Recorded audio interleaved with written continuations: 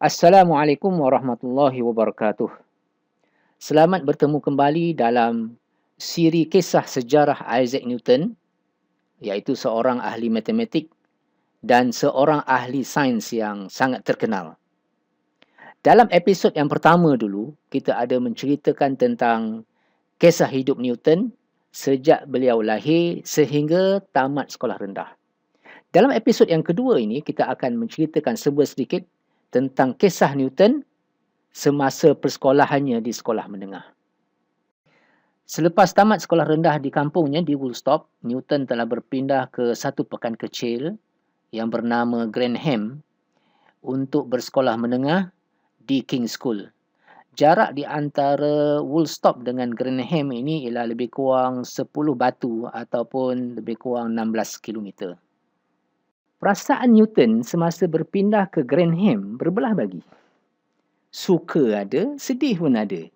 Sedih sebab terpaksa berpisah dengan ibu, dengan adik-beradik, dengan kampung halaman untuk jangka masa yang agak lama. Suka pula sebab selama ini Newton terpaksa menguruskan ayam itik, kambing, lembu, kuda dari segi makanan dan keselamatan binatang-binatang tersebut. Apabila petang misalnya, Newton terpaksa memastikan ayam dan itik telah masuk ke dalam reban masing-masing. Begitu juga dengan lembu, kambing dan kuda.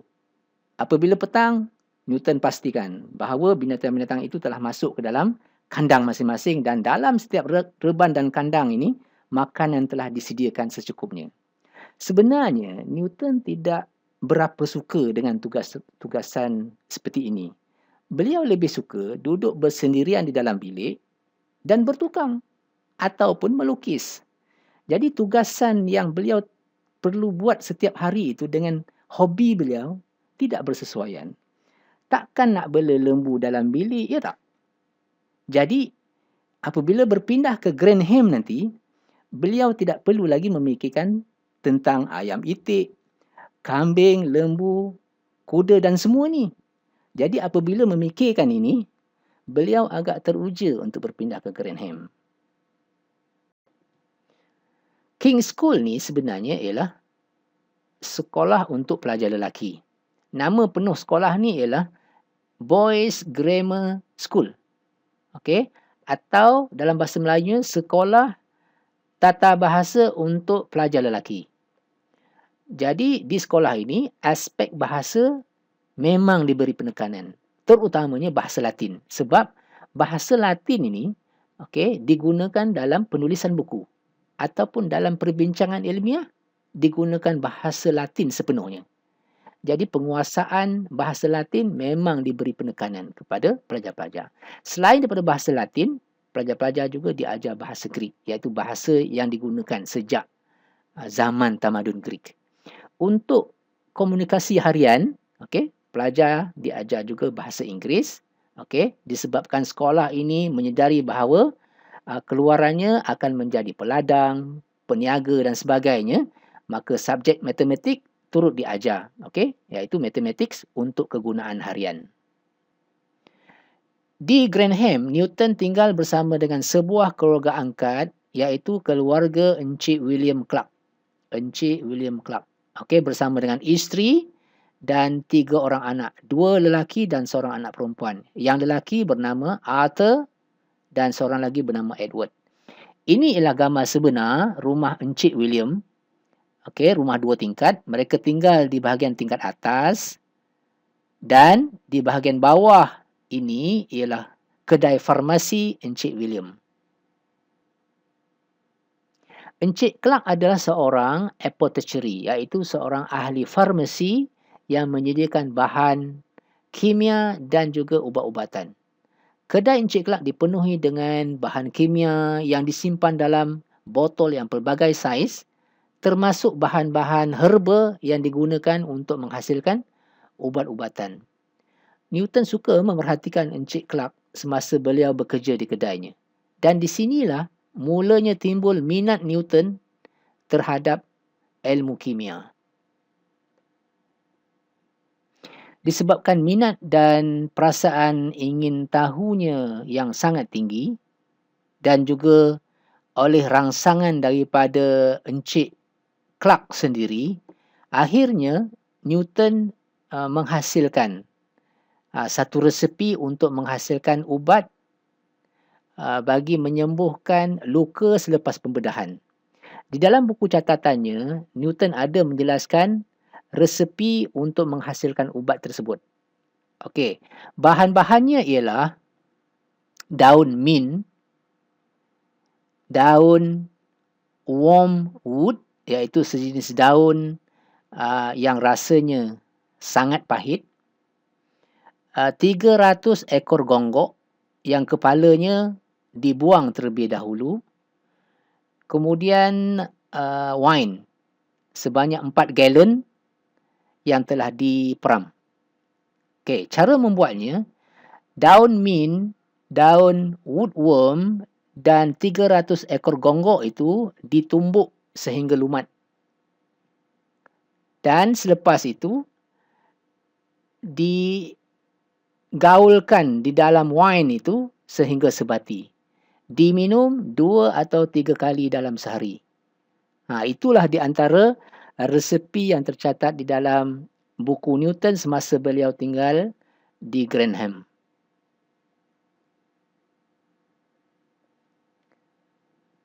Okey, seperti yang disebutkan sebelum ini, bahawa di antara hobi Newton ialah suka melakarkan pelbagai jenis objek. Di antara lukisan ataupun lakaran yang pernah beliau hasilkan ialah lakaran pokok, gambar-gambar pokok seperti ini, gambar-gambar binatang seperti kuda, gambar burung, gambar kapal seperti ini pun pernah dihasilkannya, gambar manusia, okey, pun ada, gambar kincir angin pun ada. Okey, hasil lakaran ini kesemuanya ditampalkan di dinding bilik beliau. Jadi dinding bilik beliau itu penuh dengan lakaran-lakaran pelbagai jenis objek. Selain daripada suka membuat gambar, lakaran gambar seperti ini, Newton juga suka menghasilkan pelbagai jenis dan saiz jam matahari. Dikatakan bahawa jam matahari boleh ditemui di mana-mana di dalam rumah Encik William. Di dapur ada jam matahari, di tepi tingkap ada, di tepi pintu, di dapur, di atas meja, di atas lantai. Merata-rata di dalam rumah Encik William itu, jam matahari boleh ditemui hasil daripada ciptaan Newton. Satu kali itu Newton bermain layang-layang di waktu malam. Layang-layang yang digunakan oleh Newton itu luar biasa. Pada ekor layang-layang itu dipasangkan lampu. Jadi apabila layang-layang itu naik,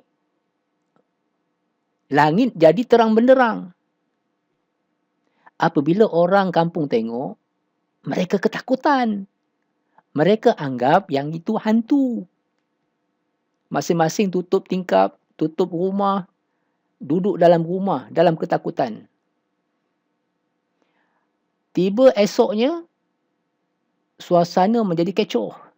Seorang berkata, engkau nampak tak hantu malam tadi? Kawan dia jawab, lah, aku nampak. Hantu tinggi kot. Kawan dia sebelah menyampuk, hantu apa tu? Berekor pula. Tapi sebenarnya apa yang mereka lihat malam semalamnya tu ialah layang-layang Newton. Seperti yang dinyatakan sebelum ini, Encik William mempunyai 3 orang anak. 2 orang anak lelaki dan 1 anak perempuan. Okey, di antara Newton dengan Edward dan Arthur memang banyak masalah. Newton dan Arthur memang selalu bergaduh. Pantang jumpa, mereka akan bergaduh. Salah sikit, mereka akan bergaduh. Tetapi di antara Newton dengan anak perempuan Encik William memang kawan rapat.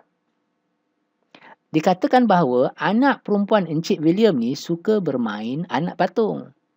Dan Newton pula suka menghasilkan pelbagai perabot yang mini untuk anak patung anak perempuan Encik William.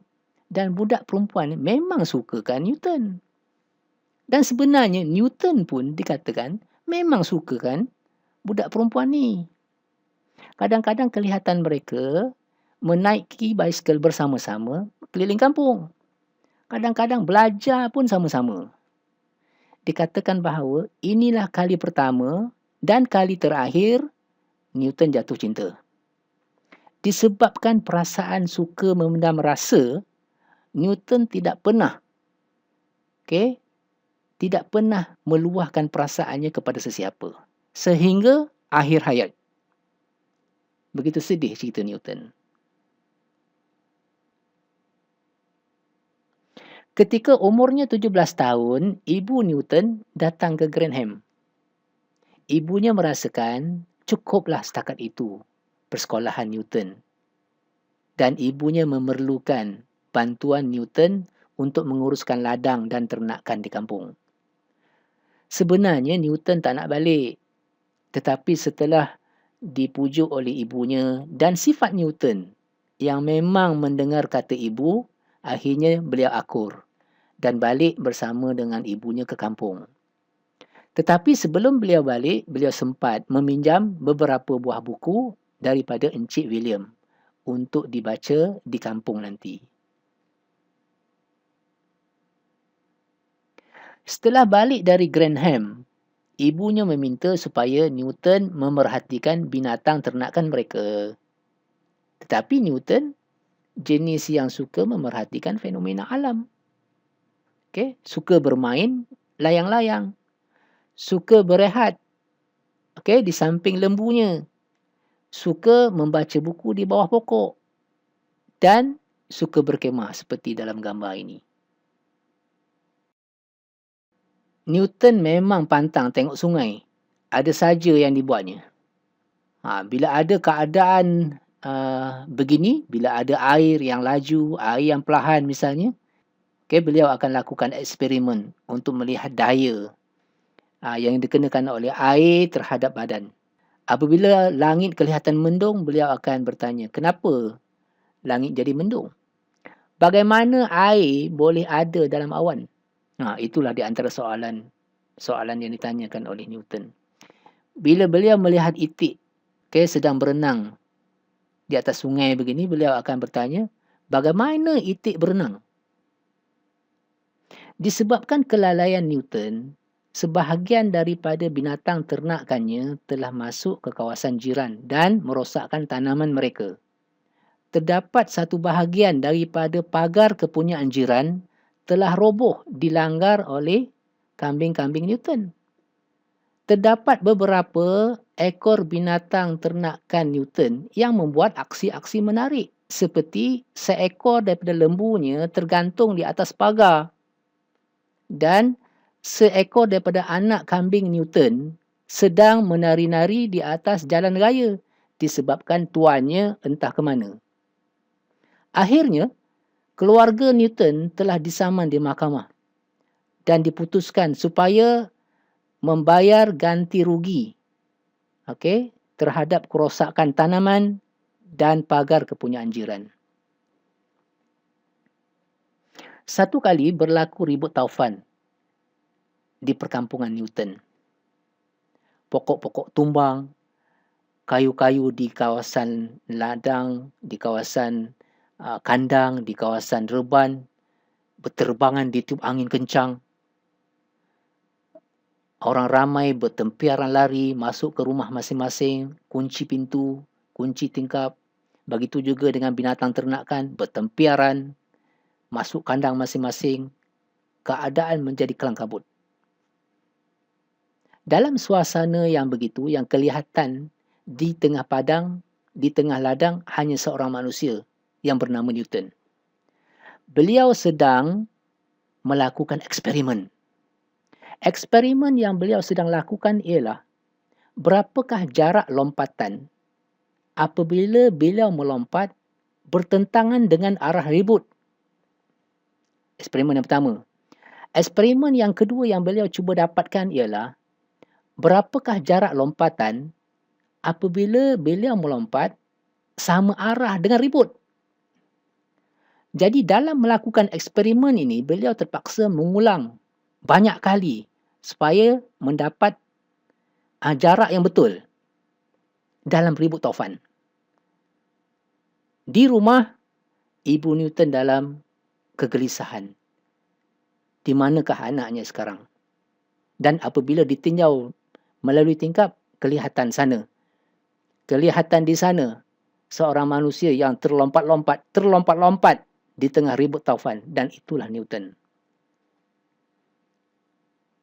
Mulai dari hari itu, ibunya mendapat iktibar bahawa sebenarnya tempat Newton bukan di ladang. Sebenarnya tempat Newton di sekolah. Dan ibunya berazam akan menghantar semula Newton menyambung pembelajarannya di sekolah ataupun di King's School di Grantham. Pada tahun 1660, Newton telah datang semula ke King's School untuk meneruskan persekolahannya. Dan pada tahun itu jugalah Newton telah diisytiharkan sebagai pelajar terbaik King's School. Dan kemudian pada tahun 1661, buat pertama kalinya Newton telah berjaya menjejakkan kakinya di Cambridge University. Itu dia tadi sedikit kisah tentang Newton semasa beliau bersekolah menengah di King's School Grantham. Mudah-mudahan ada manfaatnya. Lawati kami di Facebook Matematik Super atau lawati blog masterhalim.blogspot.com. Wabillahi taufik wal hidayah. Wassalamualaikum warahmatullahi wabarakatuh.